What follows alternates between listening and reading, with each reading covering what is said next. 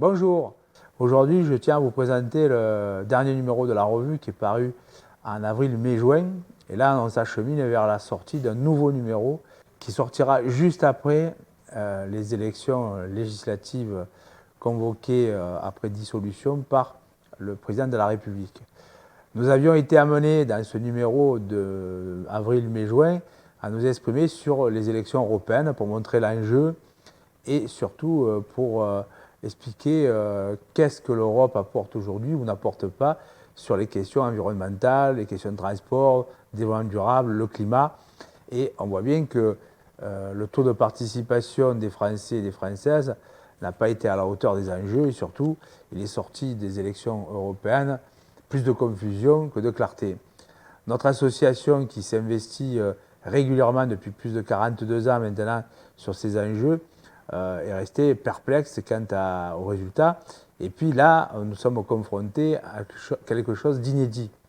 Nous avons été obligés de prendre position sur le terrain du débat électoral parce qu'on ne peut pas accepter que le RN et l'extrême droite et un certain nombre d'escrologistes, on va dire ça comme ça, qui vont passer des vessies pour des lanternes, puissent demain gouverner la France. On a assisté aux européennes à la faillite de l'écologie politique, à un effondrement ou un recul d'une partie de la gauche, et puis surtout, on sent bien que la lassitude électorale a gagné. Aujourd'hui, on est devant un enjeu majeur. Donc nous avons pris position en appelant ces jours-ci à voter pour les candidats du Front populaire, pas parce qu'on a une adhésion particulière à telle ou telle sensibilité, mais parce qu'on veut faire barrage à ce qui pourrait se passer de manière dramatique. Pour revenir à la revue naturellement, dans ce numéro qui est toujours disponible, on a fait le bilan du printemps de l'eau. Le 21 juin est passé, on est en train de dépouiller tous ceux qui ont les questionnaires et les sondages ou les votes par Internet sur la carafe d'or et le broc de plomb. Nous publierons dans le prochain numéro de juillet, effectivement, ceux qui ont été nominés pour le broc de plomb, c'est les pollueurs, et la carafe d'or, ceux qui protègent la ressource en eau. Nous avons la même démarche pour l'année prochaine. On relancera pendant l'été, à l'occasion de l'université d'été, notre nouveau concours national sur la carafe d'or et le broc de plomb.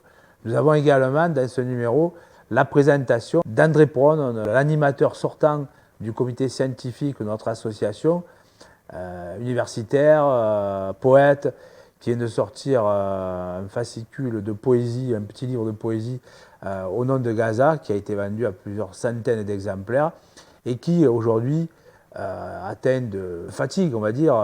Il a souhaité être remplacé dans l'animation de ce comité scientifique qui est national, qui regroupe plus de 40 spécialités et chercheurs et chercheuses. Et c'est notre ami Chloé Morel qui le remplace aujourd'hui. Et on aura l'occasion d'y revenir dans un prochain numéro de Naturellement pour mieux la présenter. Elle sera une des intervenantes de la 29e université d'été qui se tiendra du 1er au 8 septembre à Tossat-les-Bains, autour du bassin d'Arcachon, et sur la thématique l'impact du changement climatique et des pollutions sur la biodiversité et le vivant.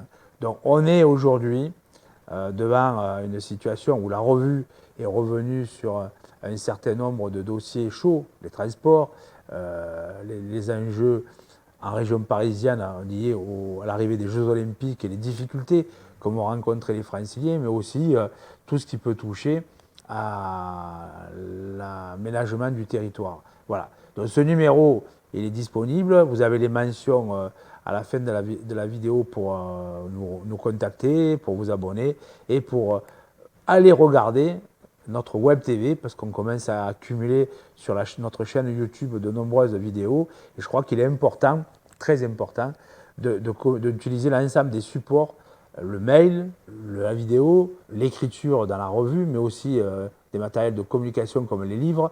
Et là, nous allons sortir, et ça sera mon dernier mot, dans l'été, deux magnifiques ouvrages, un de photos et de poésie sur la nature et la mer, avec notre ami Lucien Fro et Michel Perrin, et un ouvrage collectif de 22 contributeurs, 22 chapitres, qui parle de la mer dans tous ses états. Et on a ouvert la collection qui va nous permettre de faire l'énergie dans tous ses états, les transports dans tous ses états, et d'amener comme ça à avoir une collection complète qui fait le point au travers de contributions diverses sur des sujets thématiques mais très larges.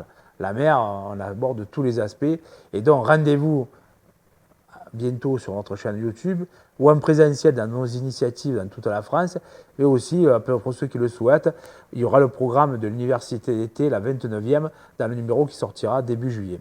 À bientôt, merci encore, et gardons le moral, je crois que l'optimisme est le moteur de l'humanité.